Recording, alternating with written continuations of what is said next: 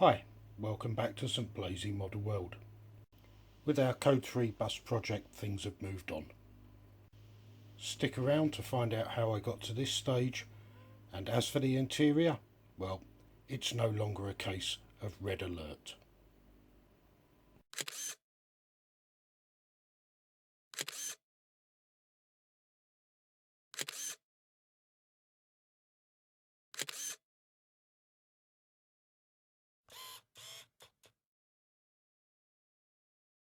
So let's start by looking at the roof, and you can see now that all of the painted surface has been removed. We're back to a bare metal finish. In the inside of the roof I haven't bothered too much because that's just going to be given a light rub down and taking some primer, as will the outside. But you can see inside that I have ground down the sockets that held the metal poles, and if you watch video 1 you'll know that they ran right through the vehicle. So how did we get to where we are now? Well, there's a few ways you can do it, but remember that these modern models and toys, they use tempo printing, and you're not really dealing with sprayed surfaces as such. And so one thing I would not recommend is using paint stripper. That's a very costly and time effective way of doing things, and it really doesn't work very well. And I just said that it was a time effective way of doing it.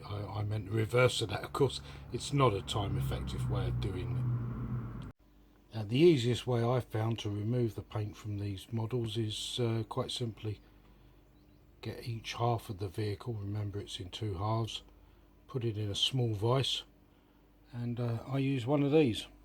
That's my particular preferred method of doing it. There are other ways, and I'm sure that a number of people who make Code 3 models or are modelers will say, oh no, you should do it like this or like that. All I can do is show you my way of doing it, which has served me perfectly well for many years. When you are removing the painted surface from one of these models, it's important to pay particular attention to the window frame areas, because if you don't strip that back properly, you'll get a build up of paint when you apply the new colour, and you'll find that the upper glass or the lower glass panel, which is all one piece, won't fit in properly, and by then it's too late and you have to start again. Now you'll remember in part 1 of this project I pointed out that, and it's quite typical, the interior of this particular donor bus was one bright red colour plastic right the way throughout the interior, and of course that's not realistic, and we would like to do something about that for the finished product. So with that in mind, I've given this interior a brief coat of degreaser. I tend to use nail polish remover with cotton buds, it works very well. And then basically just a couple of coats of a basic primer, and that will give you a good surface with a decent key on which you can proceed to add interior colour to make the whole thing much more realistic. From here you have a couple of different choices in how you wish to proceed. One way to do it is to get out the airbrush and start spraying away, but of course there are more than one colour involved, and you'll be ending up with something that looks not too dissimilar to the item that you started with, a complete deck of interior all one colour, and that's exactly what we're trying to avoid. I find the easiest way is to get out the paintbrush and the paint pots. I start by painting the floor, which will be one colour, then the seats, and then the areas that might have a different colour, which are the walls of the interior of the bus and the area around the stairs, for example, which you can see here. These often will be a slightly different colour, usually grey. So we'll get on and start treating the interior, and we'll see you shortly. So a couple of minutes with a paintbrush and we've got some floor colouring on. I have to say it doesn't really matter too much what colours you use, because you won't see a great deal of this interior once the vehicle is reassembled, but adding some different colouring rather than just one colour, particularly if it's bright red plastic, I think gives the model an extra degree of realism. I also have to say I'm a great fan personally of the Tamiya acrylic range, and that's what I'm using on quite a lot of this model, and the floor colouring there, XF 72. I will be making a video dedicated to painting and various techniques, but I do find that the Tamiya range works well either straight out of the bottle or in an airbrush situation. It's an acrylic paint, and it's important to remember that if you're using Umbro or other brands that are heavier duty paint, shall we say, you need to allow for ventilation, because the fumes given off can be quite strong. Also, the drying time of an acrylic paint is much quicker. So there it is so far, floor in. Now it's time to tackle the seats.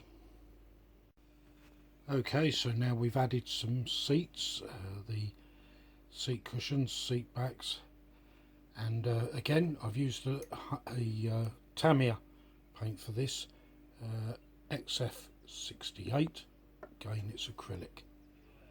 Next it's time to add the seat backs. Okay, so here we are, we've applied some grey now, which has excuse me, which has acted as the seat backs and around the stairs there, that area there, and the front bulkhead. And just to prove that I don't only kneel at the altar of acrylic paint, this one has been done in a matte grey by Umbro, and it's an enamel paint, and it's important to remember that enamel paint of course needs a bit more ventilation, slightly longer drying time, and remember cleaning your brushes or air brushes with enamel might require a different type of cleaner, because with acrylic we just use water.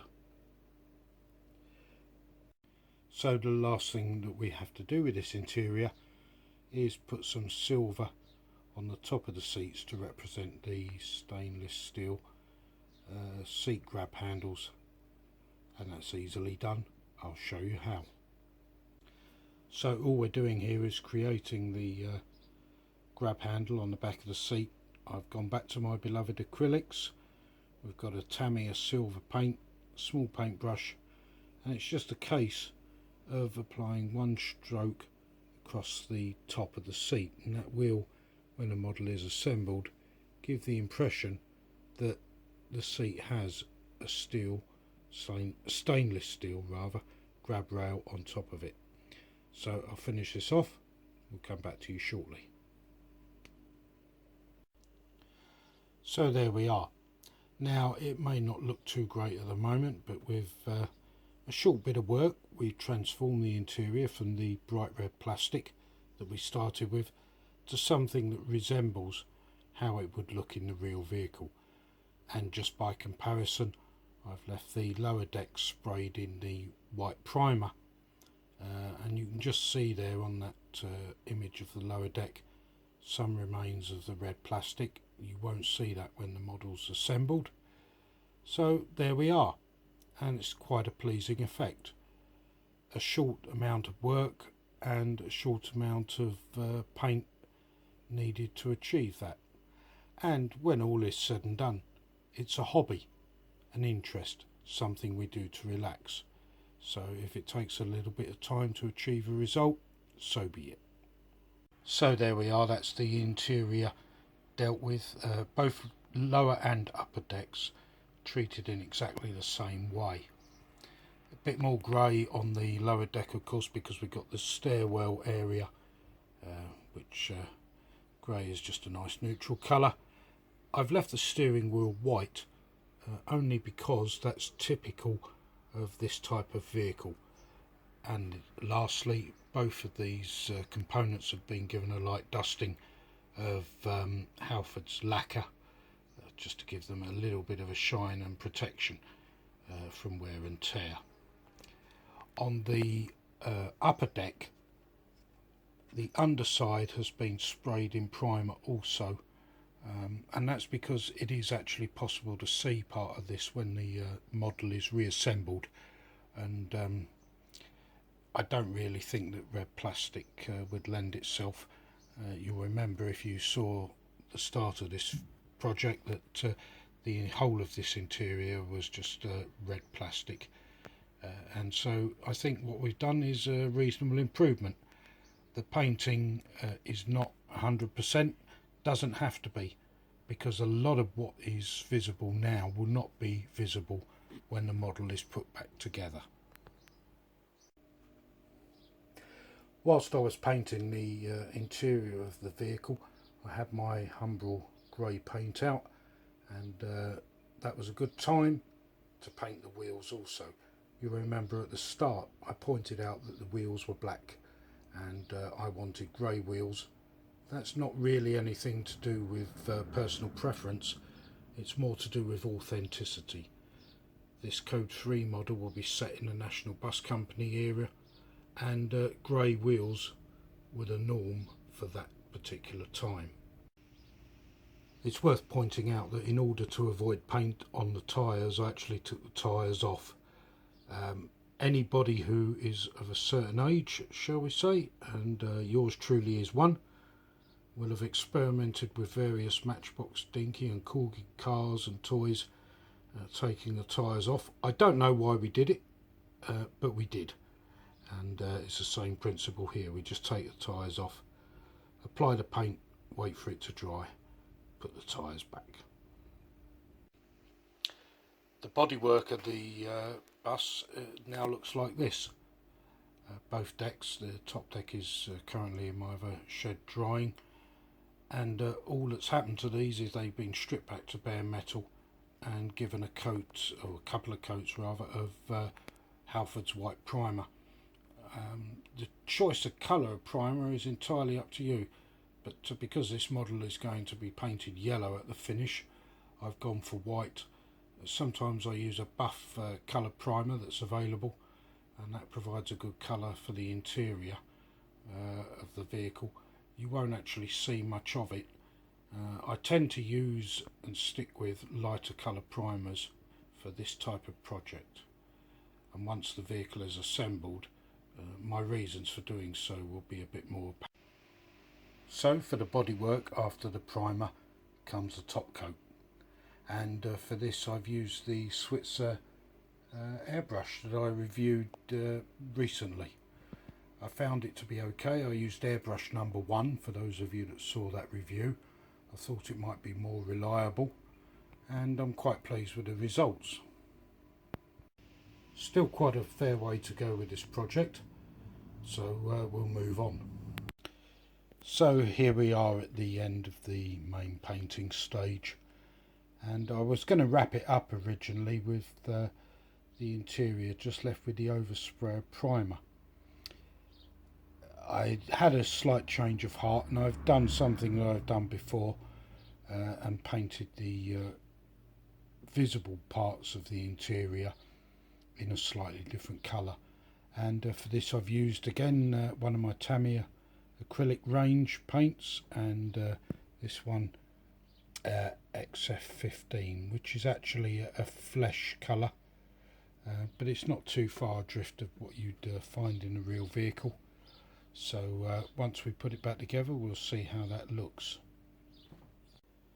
So that really does wrap it up for now. The main body of the vehicle has been painted in the yellow, the correct colour for training buses of the period for which this model will be set, and the interior is painted, the wheels are ready, and in the next video we'll concentrate on the detailing and putting back all of the things that we saw on our donor vehicle, the headlights and the grille and fleet name, etc. So we'll see you soon. Take care, stay safe, bye for now.